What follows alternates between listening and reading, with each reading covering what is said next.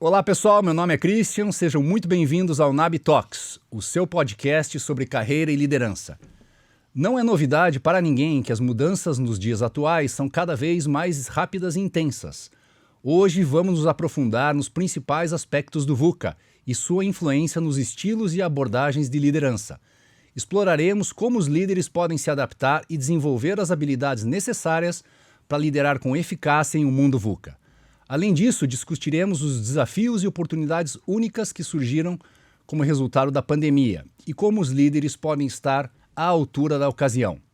No episódio de hoje, vamos debater a liderança dentro desse contexto e o nosso convidado mais do que especial é o Rodrigo Acras, atual vice-presidente do Supply Chain da Aker Solutions do Brasil. Antes de entrar no assunto de hoje, é bacana mencionar que esse programa é um oferecimento da NAB Capital Humano, consultoria especializada em recrutamento executivo e desenvolvimento de lideranças. Seja muito bem-vindo, Rodrigo. Muito obrigado, é um prazer estar aqui, obrigado pelo convite. Imagine, eu e o Rodrigo nos conhecemos já de longa data, eu acho que do ano 2009, quando eu trabalhei na Câmara Americana de Comércio, o Rodrigo já liderava um dos grupos de discussão lá, focados já em supply chain. Então, faz 14 anos, mas a gente continua jovem, né, Rodrigo? Ah, sim. Continua jovem, igual àquela época. Deixa eu apresentar de forma mais completa o Rodrigo, e aí vamos começar com as perguntas. O Rodrigo é engenheiro industrial eletrônico, formado pela UTFPR, tem especialização em engenharia biomédica, também pela UTFPR, pós-graduado em gestão de projetos pela FGV, tem MBA em gestão empresarial pela Fundação Dom Cabral e pós-graduado em finanças também pela FGV. Atuou nas áreas de engenharia de controle, engenharia de processos, produção, manutenção e supply chain em empresas como Tritec Motors, JV entre BMW e Chrysler, Renault, GVT Telefônica e Malve, e atualmente é vice-presidente do supply chain na Aker Solutions do Brasil. Além de tudo, é professor de liderança 4.0 e teoria das restrições em cursos de pós-graduação na UFPR, e autor do livro Como Tornar-se um Líder, a história do engenheiro que gostava de pessoas, que fala sobre liderança 4.0. É isso aí, Rodrigo. Até perdi o fôlego, cara. Você falou que a gente é jovem, mas depois dessa apresentação não dá para acreditar nisso. Não dá, né? Eu costumo dizer que a gente é jovem há mais tempo. É muita história, exatamente. Jovem há mais tempo, é só essa a diferença. Legal, cara. Explica um pouquinho pra gente, então, sobre o mundo VUCA. Eu acho que o pessoal que está assistindo pode ser que não conheça, nunca tenha ouvido falar, ou se ouviu falar, não tem a profundidade que precisa. Não, é um termo que surgiu na escola de guerra americana, um termo que era usado no meio militar, lá pelos pós-Guerra Fria, e que definia como estavam as coisas naquele momento na visão dos militares. Mas depois o pessoal começou a perceber que, na verdade, o mundo é muito parecido com essa definição de VUCA, né? VUCA é um acrônimo em inglês, mas se for traduzir é volátil, incerto, complexo e ambíguo. Ou seja, extremamente desafiador. E, claro, agora começam a surgir já pós-inteligência artificial em modo mais acelerado e etc., começam a surgir novas definições, mas a definição de mundo VUCA, eu acredito que ela é bem... Ela ainda representa bem o que acontece, né? Essa volatilidade, essa incerteza, complexidade, ambiguidade. Claro, você pode ficar paralisado por isso tudo, mas você também pode aproveitar o lado positivo disso, desde que com a atitude correta, desde que você entenda esse mecanismo, né? Então, é um mundo onde você precisa de uma mentalidade muito mais ágil, né? Para usar termos aí da moda, né? Mas que são verdadeiros, eles não existem à toa, né? Eles são uma reação ao estado das coisas, e muito menos congelada em um jeito único de fazer as coisas, né? Aí a gente pode explorar um pouco mais o tema, mas basicamente mundo VUCA é isso, é um acrônimo que define ou tenta definir um pouco da condição das coisas, né? E é isso aí. Bacana. Não, a gente já vai aprofundar com certeza bem mais. Mas antes de aprofundar, Rodrigo, me conta um pouquinho da tua história profissional. Como que você começou, como é que você chegou onde chegou e tudo mais. Legal. Não, como você falou ali no começo, eu sou engenheiro de formação. Eu atuei como engenheiro, de fato, muito pouco tempo na minha carreira. Foi bem no comecinho, aí eu descobri que eu gostava de gestão, no começo gestão de projetos. E aí, para fazer gestão de projetos bem feita, não tem como, mesmo sem uma posição formal de liderança, você tem que fazer gestão de pessoas. E aí eu gostei dessa história e uma oportunidade que apareceu como gerente, minha primeira posição gerencial, foi na logística, na movimentação de materiais, warehouse e tal, ainda lá na Tritec. E aí eu acabei me apaixonando pelas duas coisas, né? Gestão, liderança e supply chain de uma maneira mais abrangente. Foi aí que eu acabei, depois de um tempo, assumindo, digamos, toda a supply chain ali da Tritec e aquela posição lá na Anshan, onde a gente se conheceu, né, como líder lá do comitê de logística, que foi muito bacana, me abriu uma série de portas. Comecei ali a descobrir também não vou chamar de vocação, mas meu gosto pela escrita, né? Porque eu comecei ali a escrever para a revista Mundo Logística, que era um participante assíduo dos nossos comitês, né? O Marco. E, enfim, me abriu uma série de portas e a partir daí todo o resto da minha carreira até hoje eu fui seguindo nessa linha de supply chain. Depois passei um tempo na Renault, era responsável pela exportação de peças na Renault, depois na GVT, depois na Malve. Na GVT, antes de ser comprada pela Telefônica, quando teve a compra, eu participei um pouco da transição, aí decidi não continuar, não quis ir para São Paulo, aí fiquei aqui, aí fui mais para o interior ainda, né? Saí de Curitiba e fui para Jaraguá do Sul, para Malve. Fiquei 4 anos lá na Malve também e agora há 4 anos também na Aker Solutions como responsável por supply chain. Então, toda a carreira em supply chain, mas com muito foco em liderança, gestão de pessoas, que digamos, minha paixão profissional é essa. Que legal, cara. E segmentos bem diferentes, né? Bem diferentes. Como é que foi essa adaptação? Na verdade, foi bem intencional ao longo da carreira. Porque na minha cabeça, a hora que eu estava na Tritec e pensei, esse negócio, supply chain é o que eu quero fazer, pelo menos por um bom tempo.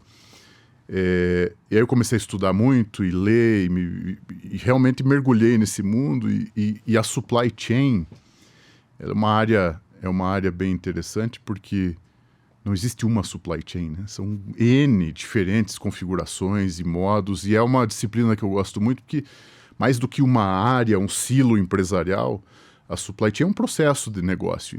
Um pedacinho do processo de supply chain está na área de supply chain, mas tem muito que não. E eu sempre pensei, como um profissional de supply chain, para eu ser completo e entender esse negócio, eu não posso ficar preso em um segmento de negócio. Aí, quando eu saí da Tritec, eu tentei mudar de ramo, mas não deu. Acabei na Renault, que é automotiva também, claro, agora numa montadora e tal, mas a partir do próximo movimento eu fui buscando então, serviços, telecom com a GVT, depois já um pouquinho mais próximo do varejo, depois bem próximo do varejo, como era o caso da Malve. Agora na Aker, grandes projetos de grandes construções, um negócio engineer to order, quer dizer, bem diferente de todos os outros que eu passei, que era make to order. Então aqui o nível de complexidade é muito grande, os ciclos são muito longos. Então eu consegui experimentar, não digo todos, mas uma boa parte das encarnações da supply chain no mundo dos negócios, que sempre foi minha intenção, ter essa vivência completa. Que legal, cara. Conta um pouquinho mais do teu desafio hoje, né? Você que falou sobre a Aker, são grandes projetos, né? São projetos de engenharia gigantescos, que levam anos, às vezes, para ser produzidos, né? Conta um pouquinho mais do teu desafio, da empresa. É uma empresa, a Aker Solutions é uma empresa de origem norueguesa, né? Tem um dos maiores negócios aqui no Brasil. A unidade do Brasil, a gente chama de ramo subsea, né? Que faz equipamentos para a exploração de energia, de óleo e gás submarina. E, obviamente, aqui no Brasil, a gente tem uma grande área de exploração de petróleo e são poucos que fazem isso. A Aker tem 2, 3 concorrentes no mundo, então é um equipamento, ele é muito sofisticado, porque imagina, ele fica lá a 2.000 metros de profundidade por 30 anos naquele ambiente da água do mar. Então tem muita tecnologia envolvida e cada poço é um poço, então é engineer to order de fato. A gente até tenta, né, padronizar algumas coisas e tal, mas como você falou, são longos ciclos, às vezes estou falando de 18 meses, 20 meses do pedido até a entrega. É um negócio bastante interessante. Óbvio, uma empresa que está investindo muito pesado em digitalização, está investindo muito pesado a Aker Solutions como um todo em energias renováveis, é óbvio, é uma coisa, é um caminho que todo mundo tem que seguir, porque é uma necessidade global, e já com projetos bem interessantes, assim, mesmo explorando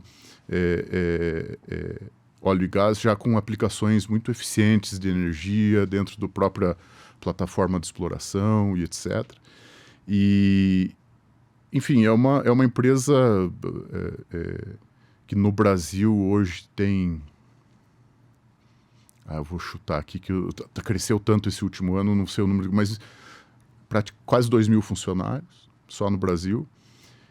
E lá eu sou responsável, como eu falei, pela supply chain. Então a gente tem um negócio aqui em São José dos Pinhais, que é a parte, é a grande indústria da Aker Solutions do Brasil, que faz, onde a gente faz o equipamento, né? Equipamento que tem um nome muito curioso, chama Árvore de Natal Molhada. E tem toda uma história por trás, mas legal. Vou deixar o pessoal na curiosidade.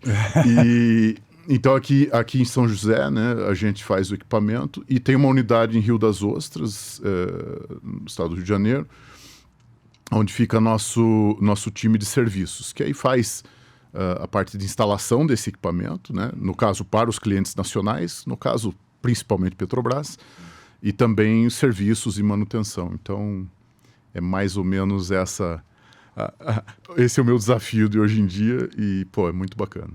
Que legal, Rodrigo, que legal. Bom, vamos tentar voltar agora para o assunto VUCA. Tem tanto assunto legal, eu quero também explorar o teu livro aqui, que, gentilmente você trouxe para mim e está super alinhado com o tema do podcast, né? E muito legal. A gente tem vamos dizer assim, você comentou que o VUCA não é um conceito novo, né? Algo lá da Guerra Fria. Muitos dos conceitos de negócios, estratégia, vêm do exército, né? Vêm do mundo militar, então isso é muito legal. E a gente acabou de viver uma pandemia aí nos últimos 3 anos. Eu costumo dizer que a pandemia foi uma máquina do tempo. Tudo aquilo que a gente imaginava fazer um dia no futuro, a gente teve que fazer no dia seguinte, né? Como reuniões online, trabalho digital e etc e tal. Como é que você acha que teve essa intersecção aí das pressões advindas da pandemia somadas ao que já vinha sendo estudado e trazido por esse conceito do VUCA? Esse é um ótimo ponto, porque tem na minha cabeça, né, simplificando bem, tem 2 maneiras de você analisar. Tem a maneira da questão da aplicação de tecnologias, né, e de transformação digital, e tem a questão de como você reage, como processo mesmo de negócio, independente de estar digitalizado ou não, às imposições do mundo VUCA, né?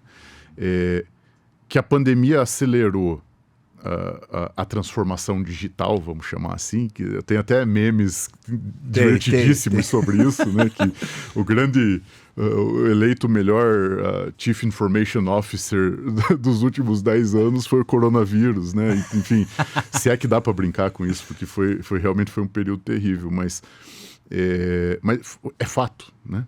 Se você, 1 mês antes da pandemia, perguntasse para qualquer pessoa ou para qualquer CEO ou COO, dá para fazer o que vocês fazem com todo o pessoal em casa? A resposta era um sonoro não, de jeito nenhum. E no final das contas, a grande maioria das empresas saiu muito bem.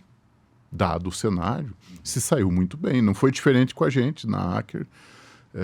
A gente fez, inclusive, teve uma... Sabe esses Great Place to Work, essas instituições, não lembro exatamente qual, fez uma pesquisa focada em como foi a liderança e a gestão remota durante a pandemia.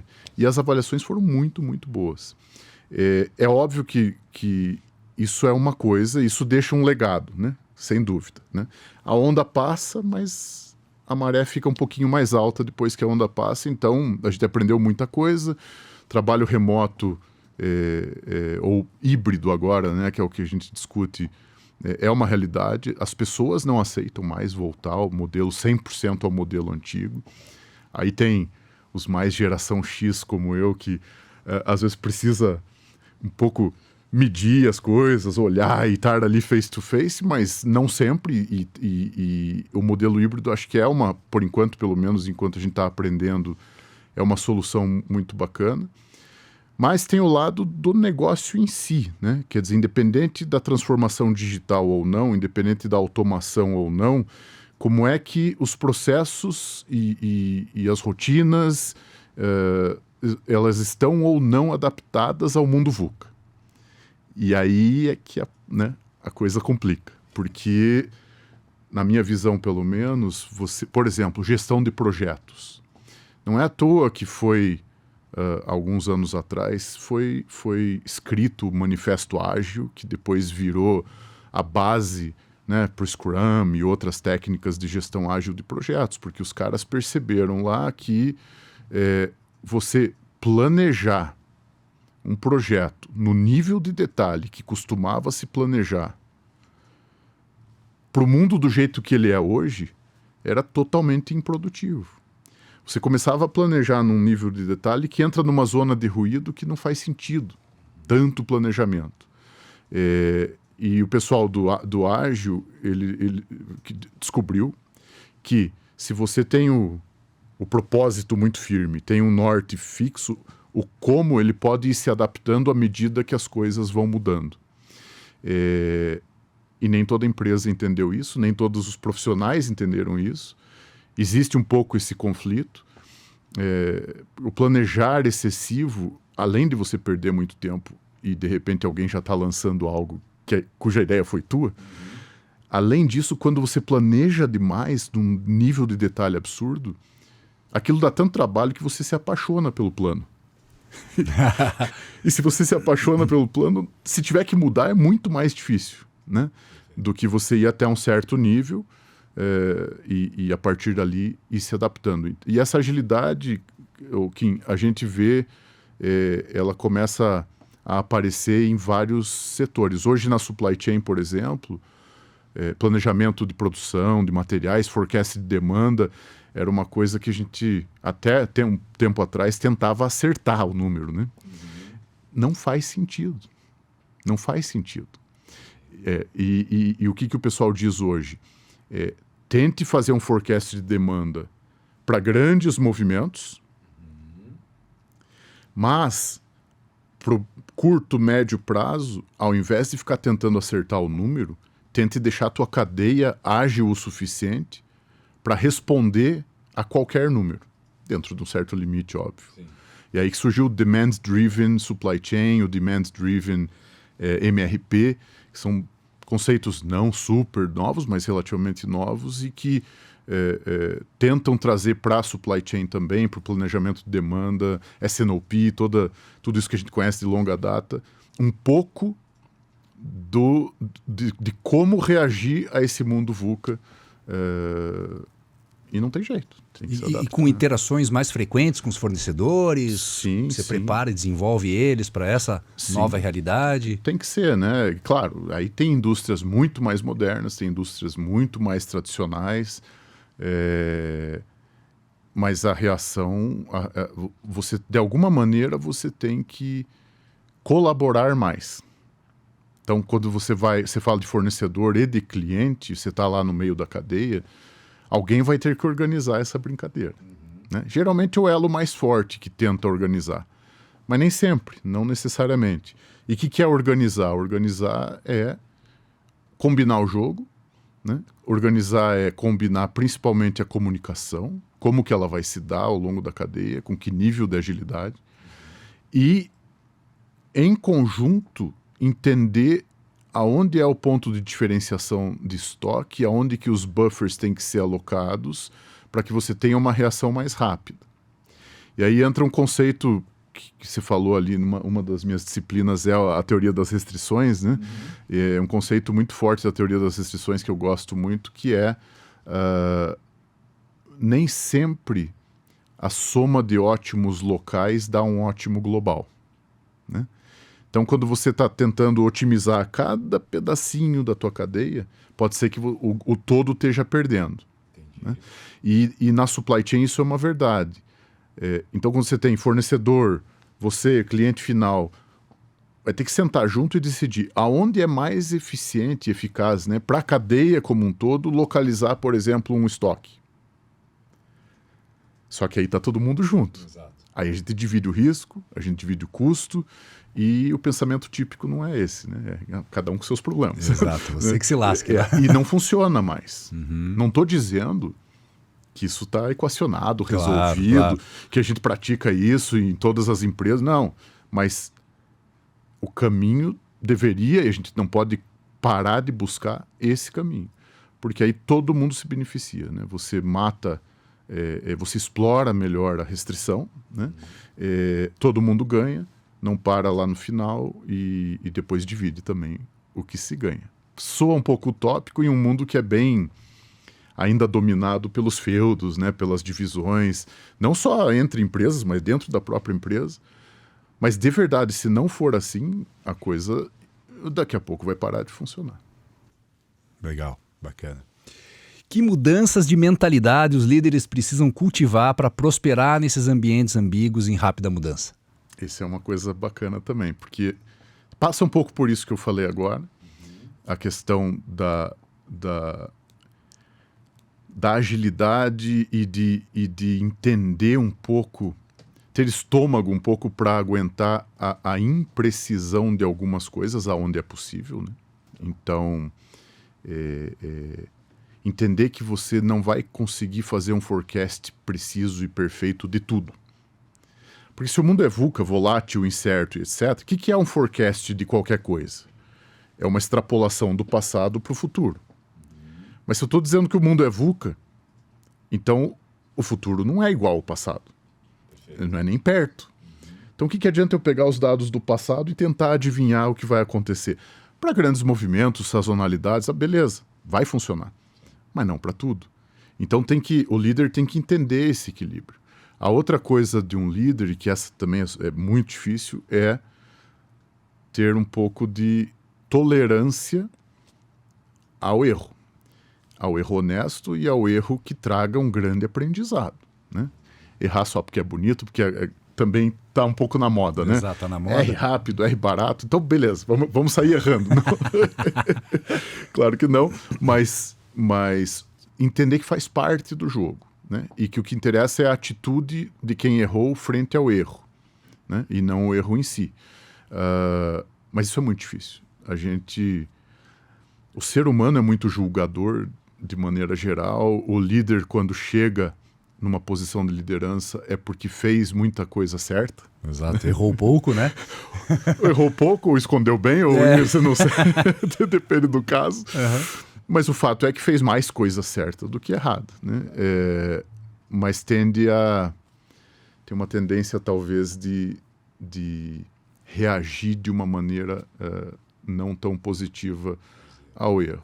Apesar do discurso às vezes ser bacana, a prática ela tem que andar junto. Então essa é uma outra característica do líder. E a outra também diz respeito à história do líder, né? Porque você chegou numa posição de liderança porque você entregou algo muito bem, e geralmente é algo muito técnico. Então você tende a não desapegar daquilo quando você chega na posição. Se eu cheguei até aqui por causa disso, então eu tenho que fazer mais disso para continuar indo. E na verdade é o contrário. Você tem que abandonar um monte de coisa que te levou até ali para poder encaixar novas coisas que vão te levar adiante. E o que eu estou querendo dizer com isso? Com a quantidade de informação que existe, com a quantidade de dados e de ruído, que o mundo VUCA ele é bem ruidoso, né? Você filtrar realmente o que você precisa focar, né? E o que você pode deixar para os outros, né? Isso é muito difícil. A gente chama isso de atenção na intenção. Você sabe o norte, você tem uma boa ideia do propósito, né? Você sabe qual é o propósito, e no caminho até lá vai ter muito barulho, vai surgir um dado aqui, uma informação lá, um ruído. O líder, se ele consegue manter a atenção, a gente precisa ir lá. Eu sei que aquele é o caminho. Esse ruído, isso aqui é interessante, traz. Isso aqui não faz sentido, é só barulho. Essa é uma coisa quase zen, assim, né? De você... Muita meditação para chegar nesse... Mas é importante. Isso é uma característica bem interessante. E ser, acho que também uma pessoa muito aberta a feedback, né? A liderança, dependendo da posição, quanto maior a posição, ainda falando do antigo organograma, né? Mas que ainda é bem válido, ela é solitária, você sabe disso. Ninguém vem te falar o que você precisa ouvir, né? Exato. Então você, como líder, tem que ir buscar o que você precisa ouvir. E isso dói, né? Não é tão fácil. Você tem que praticar muito e estar muito tranquilo com isso. As pessoas não conseguem ser honestas com os líderes, né? Não. Ela vai lá e agrada, ou faz o discurso que o cara quer ouvir e não o que ele precisa ouvir, né? Porque... E tudo é linguagem corporal e tudo é como você reage, né? Às vezes você diz, cara... Eu tô aqui, eu sou teu líder, eu tô muito interessado em saber o que você pensa de mim. Por favor, me dê um feedback. Primeira frase do cara, sério? Engraçado, não vejo assim. Nunca mais o cara vai abrir a boca para falar. Então é uma prática, você tem que estar super aberto. Essa abertura radical ao feedback, essa é extremamente crítica para o líder no mundo VUCA, porque senão ele não vai saber o que ele tem que saber. Ele não vai se adaptar ao que ele tem que se adaptar. Na Aker, a gente, falando um pouquinho mais da minha empresa, a gente tem alguns comitês de diversidade na empresa, né? E eu apadrinho um deles, mas tem um deles que é de gerações. É um comitê de diversidade de gerações. E teve um programa o ano passado que era mentoria reversa, onde legal. Um profissional super novo, fazia mentoria de um profissional sênior. Por um sênior, vamos chamar assim para ficar mais elegante. E eu fui um mentorado de uma menina e foi extremamente interessante. Mas você tem que estar aberto para escutar coisas diferentes do que você está acostumado. E o tema da minha mentoria foi liderança.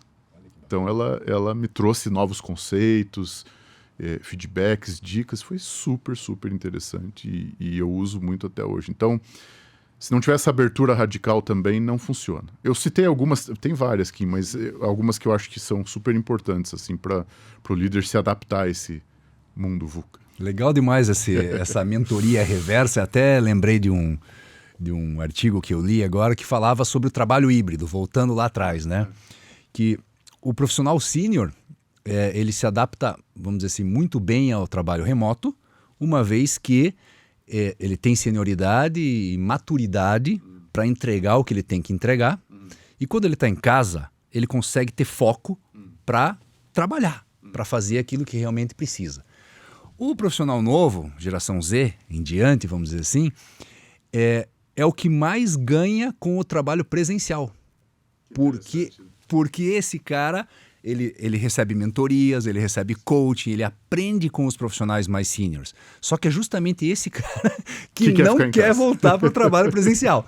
Né? Então, olha só que engraçado o que a gente está vivendo hoje. É isso mesmo. Essa questão das gerações, claro, tem os arquétipos, né, de cada geração, os estereótipos de cada geração. E geralmente eles refletem uma boa parte de como as coisas funcionam mesmo. Claro, cada indivíduo é um indivíduo, né? Na minha equipe eu tenho geração Z que vai, mesmo sem precisar, todo dia para a fábrica. E tem geração X que se pudesse ficar em casa e tá tudo certo. Cada um tem o seu estilo. Mas você tem razão, em geral, as gerações mais novas, até porque nasceram conectadas, né? Claro. Não tem problema nenhum e preferem ficar em casa, rendem mais e, enfim... são multitask e conseguem. Eu, por exemplo, geração X, roots, eu em casa me distraio mais. Eu sou uma pessoa que, e pela posição, pelo papel que eu tenho, eu preciso de muita conversa e muita coisa resolve-se naquele encontro de corredor de 5 minutos, e isso para mim faz uma falta danada. Então, é muito de estilo. Acho que aí o líder precisa não ser radical para nenhum dos lados, entender o estilo, a necessidade de cada pessoa e promover, seja online, seja presencial, encontros saudáveis onde aquele clash de ideias, é uma coisa que o Steve Jobs ele fomentava muito, né? Ele, inclusive, a arquitetura dos escritórios da Apple forçavam as pessoas a colidirem, né? Então eu acho isso super... Mas por que não essa colisão positiva digital também? E como fazer isso, né? Então é um desafio para a liderança, sem dúvida. E você não pode impor a tua preferência pessoal só porque você gosta daquele jeito, mas ao mesmo tempo tem que saber dosar e tirar o melhor proveito dos dois mundos. E esse é um desafio enorme. Tanto o final do nosso livro, falando um pouco dele, a gente escreveu a parte 1 dele, que é uma liderança, conceitos de liderança mais tradicional e tal. E aí, durante a pandemia, a gente estava com o livro quase pronto, falou, não tá legal, a gente precisa da parte 2. A gente precisa falar agora disso tudo que está acontecendo, né? De mundo VUCA, de liderança remota, etc. E a gente fez essa parte 2 focada nisso, e o fim do livro é uma página em branco com um monte de linhas, porque o livro não acabou. Porque a gente não sabe ainda aonde vai, né? Então, e a gente criou um hot site lá, e a gente convida o leitor que chega até o final do livro a entrar no site e terminar a história para nós. Porque está todo mundo vivendo isso ainda, aprendendo com isso ainda. E essa é a nossa provocação, né? Então... Muito bom. Cara, aproveitando, conta a história. Como é que você resolveu escrever um engenheiro, né? Executivo de supply chain, resolveu escrever um livro sobre liderança? Conta a história de como foi, como é que dia bateu a ideia. Eu vou contar, você vai dar risada. Porque, na verdade, assim, eu gosto de escrever, é uma coisa que me dá paz de espírito e eu pratico bastante a escrita, mas eu não sou um escritor. E aí, em algum momento, tanto tempo nessa vida de líder, gestor em grandes empresas, a empresa investe muito no desenvolvimento de liderança. Então você vai lá e faz um treinamento aqui, faz um team building ali, abraça uma árvore a colar, e assim vai, né? E você vai construindo... Mas não corre maratona. Não. Ainda não. Você vai construindo na tua cabeça todos esses conceitos, alguns conflitam, outros se complementam e tal. E eu fui sempre, né, anotando, um dia eu cheguei e olhei, eu aprendi já muita coisa. E todas elas eu tentei colocar em prática de alguma maneira. Algumas eu transformei em produtos, em ferramentas dentro das empresas que eu estava. Algumas delas eu dividi com o pessoal que eu liderava e tal. E aí eu tive que fazer uma cirurgia. Cirurgia simples, mas que me forçou a ficar umas 2 semanas de molho, só sendo cuidado, sem fazer nada. E eu falei, caramba, vou pegar esse negócio e vou escrever, né? E aí peguei um caderno. Escreveu a moda antiga mesmo. A moda antiga. Puta, eu adoro escrever. E aí, agora eu tenho lá meus meios digitais, obviamente, mas quando é para escrever algo que depois eu penso em publicar, eu pego o papel e vou.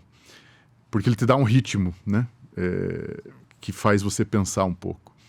E aí eu escrevi tudo que eu sabia. E aí, como eu sou um engenheiro que acabou indo para esse lado de liderança, e eu sei que essa transição não é simples, ela não é simples.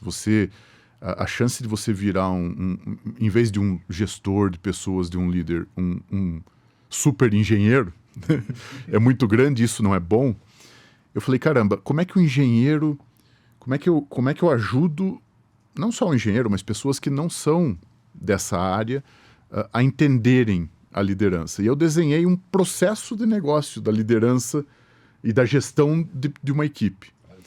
E aí eu escrevi todo tudo que eu fui aprendendo ao longo do tempo, teorias e tal, dentro dessa lógica de processo. Só que eu dei o título provisório de O Engenheiro que Gostava de Pessoas. Era um título provisório na época. E eu tinha terminado o livro na minha cabeça, né? Tava excepcional e tal. Tudo. E aí eu fui, por algum outro motivo, o Chaves me ligou e a gente foi almoçar. Eu comentei do livro no almoço, ele falou, pô, quero dar uma olhada. Eu mandei o livro para ele, do jeito que estava. E ele viu o nome de trabalho, né? O Engenheiro que Gostava de Pessoas, e ele leu. E como bom mentor, ele me deu um feedback. Ele me ligou e falou, cara, você aceita um feedback? Eu falei, bom, como é que eu falo? Não, né? Ele falou, olha, tá bem escrito, tá legal, muito bom, mas não é nada do que eu esperava quando eu li o título. Cadê a história do engenheiro que gostava de pessoas? Eu falei, mas não tem história, é um livro teórico, assim. Ah, mas pô, você provoca no título e daí não tem história? Aí eu fiquei meio, né, remoendo aquilo. No dia seguinte eu escrevi para ele e falei, aceito o teu feedback, você tem toda a razão, e eu vou reescrever o livro, mas com uma condição, você vai escrever comigo.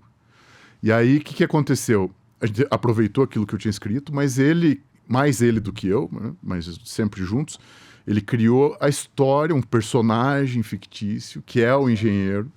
Então é um livro que tem uma história de ficção, e no meio dessa história vai desenrolando as teorias de gestão de pessoas. É um personagem na parte 1, que é um geração X, né? Que é a gestão mais tradicional, as técnicas de gestão mais tradicionais. Um personagem mais novo na parte 2, que é quando a gente fala de mundo VUCA, gestão ágil e etc. Então, a gente faz esse equilíbrio. E a curiosidade, a cereja do Sunday, é que o personagem da parte 1, ele é aficionado em culinária, gastronomia. Então, ele gosta de fazer pratos. Então, ao final de cada capítulo, a gente coloca um case aplicando a teoria daquele capítulo ao personagem, e esse case, geralmente, ele resolve algum conflito, algum problema da empresa, usando as teorias daquele capítulo, fazendo algum prato para alguma pessoa, para algum funcionário. Né? Caramba. E o case é isso, né? Explica como foi, e no final do case tem a receita daqueles pratos que ele fez. Então, é um livro... Não é um livro de receita, mas tem receita, tem história, ficção, tem teoria. E tem teoria de liderança. Um livro bem diferente. Cara, que legal. Vou ler com certeza. Eu acho que você vai curtir. Vou, não, com certeza. Adoro ler e curiosamente eu terminei de ler um livro ontem. Então, quer dizer, pode ser que eu já comece hoje. E eu quero feedback verdadeiro depois. Né? Não, pode ter certeza, combinado. Muito legal. Vamos ver. E a comunicação? Comunicação, você comentou, né, de todos os elos da supply chain, né, a importância de alinhar as expectativas e combinar o jogo, né, foi o termo que você usou. Como é que você vê a importância da comunicação dentro do papel de liderança nesse mundo VUCA? Vou chover no molhado aqui, mas sempre foi extremamente importante. Uhum. E agora mais do que nunca. Né? A comunicação, ela é o motor de uma série de outras técnicas que você precisa usar. E como, por exemplo, gestão de mudanças. Gestão de mudança é pura comunicação, né? Gestão de expectativas e etc. Mas qual que é o que uma boa comunicação tem que levar? Ela tem que levar ao propósito. Né? Então você tem que garantir a comunicação do propósito, porque, veja, no mundo VUCA, a velha técnica, né, de você definir missão, visão, valores, estratégia, não é que ela não é válida, quem sou eu, mas ela meio que não dura muito. Né? Então, o que as organizações exponenciais ou as organizações mais modernas têm feito? Usa o tal do propósito transformador massivo, lá, o famoso PTM, como norte, e vai se adaptando àquilo para chegar lá. Né? Então, o PTM da Google é organizar a informação do mundo. Tudo que a Google faz gira em torno disso, então é muito fácil. Então, não é a comunicação, a liderança tem o papel de comunicar, sim, comunicação significativa, quer dizer, deixar sempre muito claro por que a pessoa está fazendo o que ela está fazendo, qual é o objetivo final da história. Mas não é só, a comunicação não é só na palavra, né? Não é só o diálogo entre líder e liderado, apesar de ser o ponto crucial. Mas tudo tem que falar para a equipe qual é o propósito. Então, a plataforma, o site, tudo, os indicadores, né? Não é dos e-mails, não é à toa que com base nisso lançaram, coisa lá dos anos 70, mas está cada vez mais popular, os OKRs, né? Os Objectives and Key Results, substituindo os KPIs de antigamente, que ainda estão aí, né?